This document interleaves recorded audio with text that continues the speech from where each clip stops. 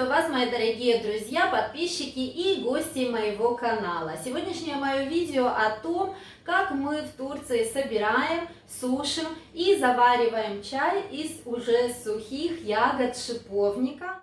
Это будет такое вот видео-ответ на ваши вопросы и комментарии, которые вы написали под видео о том, как в Турции турецкие женщины варят варенье из шиповника, которое было опубликовано на моем канале. Кто еще не смотрел это видео, посмотрите, я вам оставлю вверху ссылочку. Я очень благодарна за ваши вопросы, за ваши комментарии.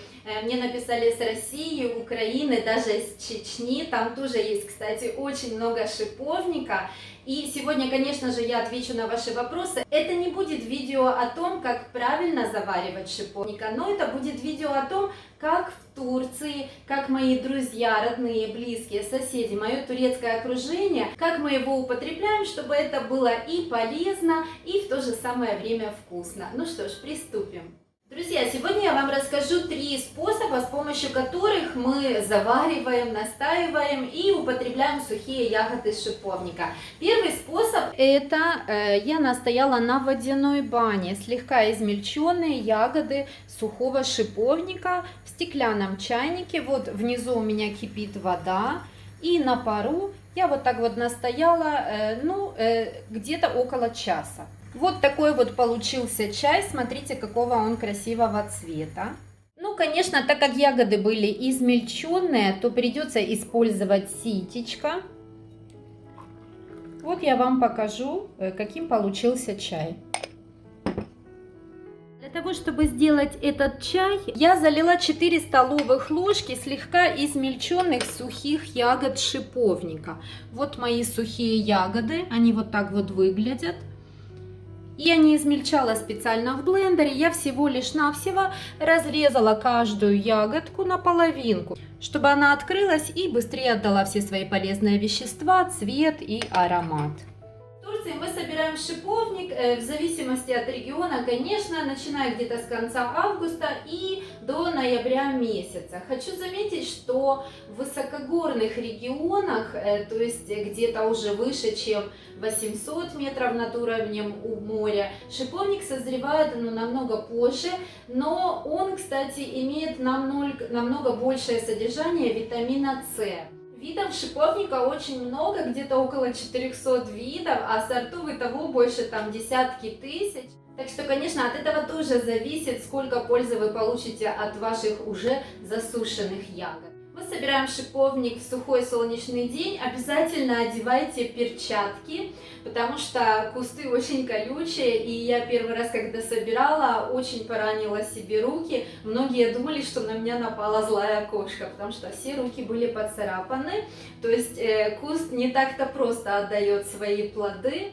Ну а тем, кто вообще не знает, что такое шиповник, хочу сказать, что шиповник – это дикая роза. Вернее, путем скрещивания и селекционного отбора диких сортов шиповника и получилось вот такое существующее на данное время разнообразие культурных сортов роз, которые так любят все женщины. Собирайте ягоды упругие, зрелые, такие вот ярко-красные, темно-оранжевые, но не перезрелые, не мягкие. Они уже вот, не так пригодны для засушки. Мой вам совет: не собирать ягоды в каких-то промышленных районах, при дорогах, при автомагистралях, там, где какое-то активное движение автомобилей. Нам очень повезло, потому что мы собираем наш шиповник высоко в горах, там, где один лес, нет дорог, нет никаких промышленных предприятий, и он, можно так сказать, органически чист. Лично я засушиваю шиповник у себя дома, я живу в квартире. И я не сушу его на солнце или в духовке.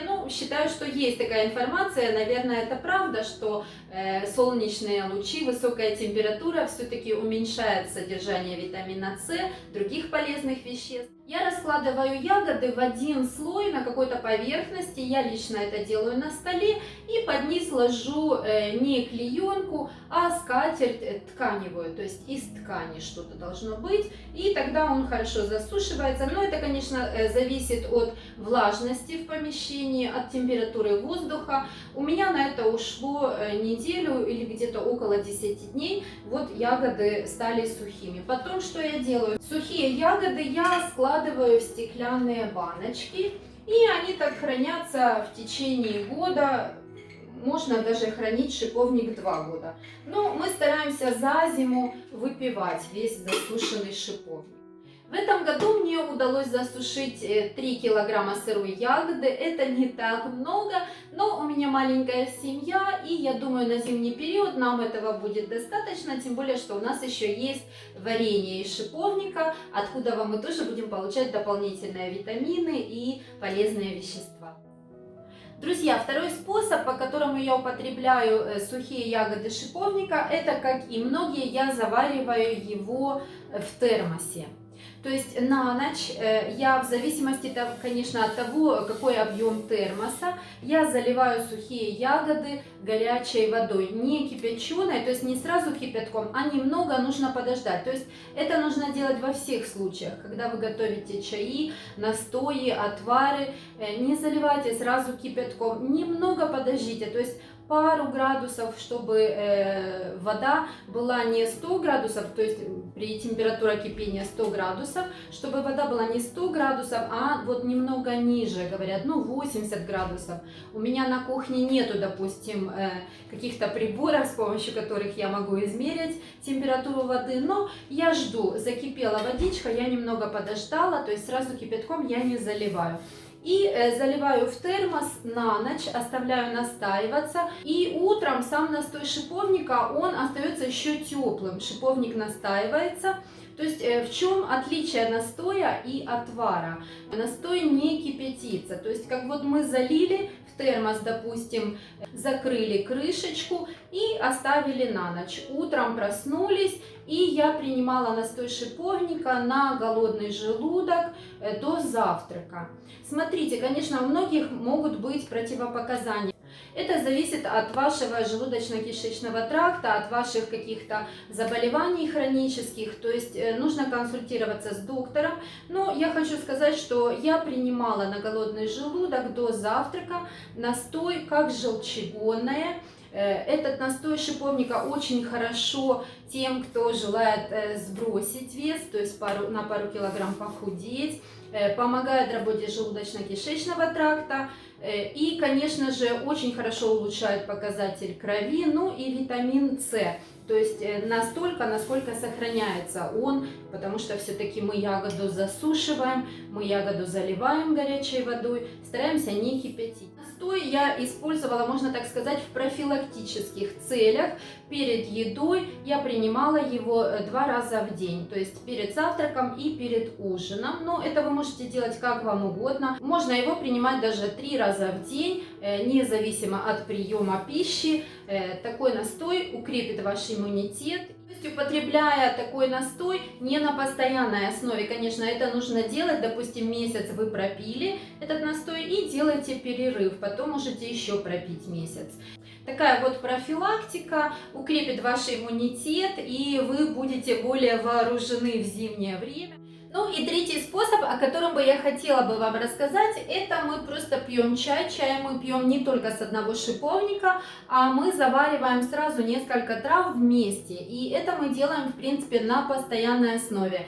Кто не знает, ну в Турции вот такие вот чайнички, они двойные, то есть чай ложится вот в верхний чайничек, да, заливается, а внизу водичка кипит, и получается, что наш чай настаивается на водяной бане.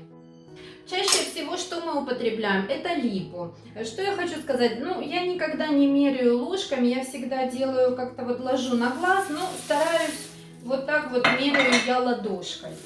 То есть, допустим, листья липы я беру вот так вот ладошка, сколько у меня получается в ладошку, и я ложу в чайничек. Шиповник я кладу таким же методом, я насыпаю просто вот в ладошку, сколько у меня получается в ладошке, и ложу в чайничек. То есть, допустим, когда я завариваю один только шиповник, немного измельчаю его, то я кладу приблизительно 4 столовые ложки на 4 стакана такой вот горячей воды, ближе к температуре кипения.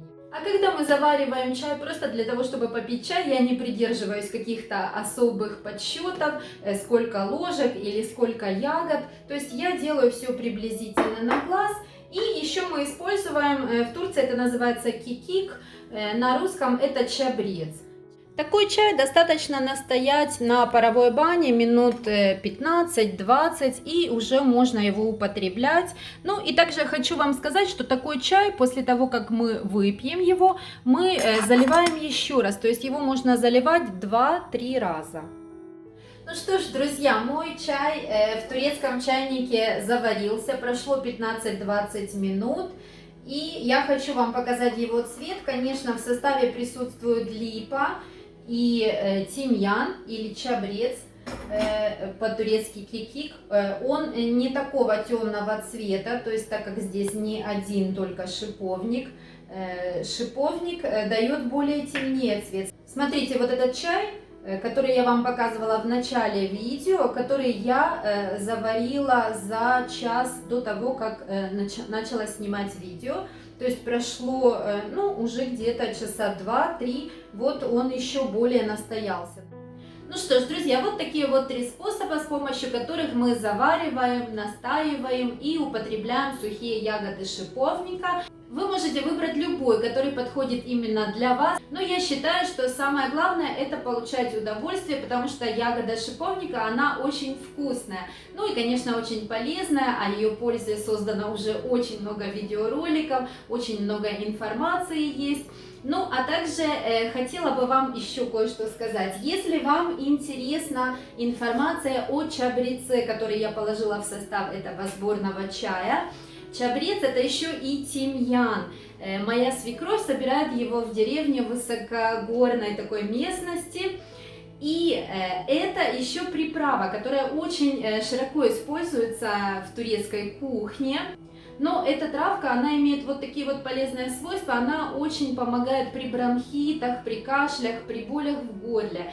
И есть другие нюансы, которые бы я хотела бы вам рассказать, поделиться. Так что, если вам будет интересно, то пишите в комментариях, задавайте вопросы, ставьте лайки, подписывайтесь на мой канал. Не забывайте нажимать колокольчик. Таким образом, вы не пропустите следующее полезное видео. И самое главное, будьте здоровы, радостны, не болейте. До свидания.